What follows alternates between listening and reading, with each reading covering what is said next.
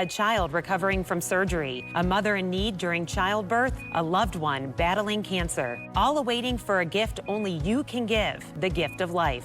WSBT22 cares, and that's why we are teaming up with TLCU Financial and the South Bend Medical Foundation for a life-saving community blood drive. Roll up your sleeves and join us on Monday, July 28th from 9 a.m. to 12:30 p.m. Scan the code or visit GiveBloodNow.com to schedule your donation. The blood drive is sponsored by TLCU Financial. We're hoping that you'll join us in helping local first responders and their patients this morning.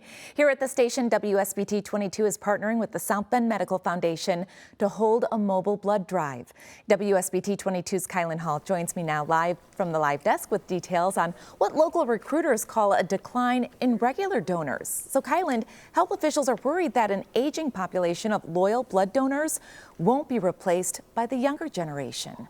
That's right, and that's because of various health conditions. Frequent donors have been giving less in their older age. It's a trend that's happening in our area, and it's one that has a direct effect on anyone who's ever needed an emergency surgery or even those battling cancer. I spoke with one man who started donating well before he had to face his own bout with cancer.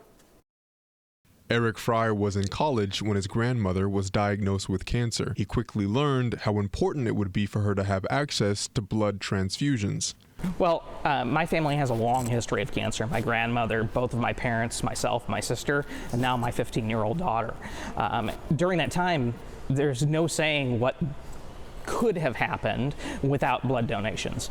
Fry has been a donor for the past 30 years, and after his own success in beating cancer, he was able to start giving again. Now, his oldest daughter, Quinn Fry, is in the early stages of her own victory.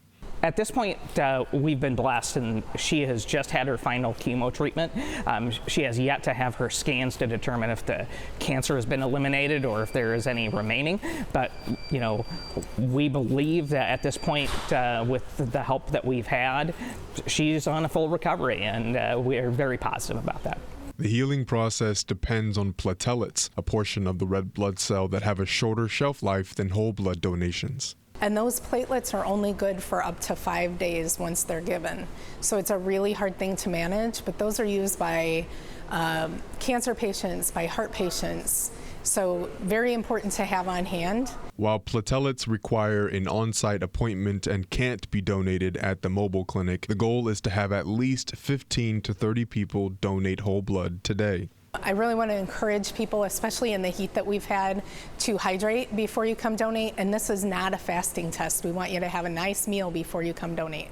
That's exactly right, Leanne. Right now, we are just outside the parking lot, and we're taking advantage of the break that we're getting from the rain right now. So as you can see, I got my raincoat on standby in case we need to throw that on real quick. But if you are trying to take advantage of the rain break right now, we want you to come by and donate some blood. I'm here with Colleen Hahn right now to talk to us about how you can be a part of donating some blood, and also to understand why today and this time is so important for people to take advantage of this opportunity. It's always important to donate, but we are glad to be here with our WSBT friends and thankful that you are supporting us today. We need O positive, O negative, A pos, really whatever blood type you have we need. So come on out between 9 and 12:30, 1301 East Douglas, and donate blood. So, of course, when we talk about accidents and emergencies, the big ones, sometimes people think about car accidents.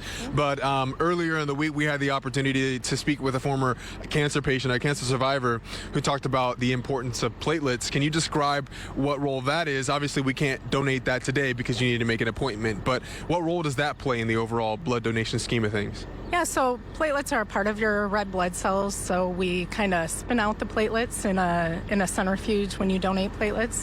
We do like you to have an appointment for that. It takes about 90 minutes. Platelets are only good for about 5 days once they're donated. So we want you to make an appointment, come on in. If you're female, we do need a blood test from you beforehand, but we'll pick up the charge on that. And so, of course, hopefully we've got a lot of potential first-timers getting ready to come down and donate. So what advice do you have for them? I mean, hydrated, what do they need to do to prepare and come down? Just drink some water, have a good meal. This isn't a fasting test, so come on in, donate. Make sure you bring a driver's license, form of ID, state ID. It takes about 45 minutes from the time you register to the time we give you juice and cookies, and you're on your way. Okay, so 45 minutes, and you all are here till 12:30 today? 12:30. All right.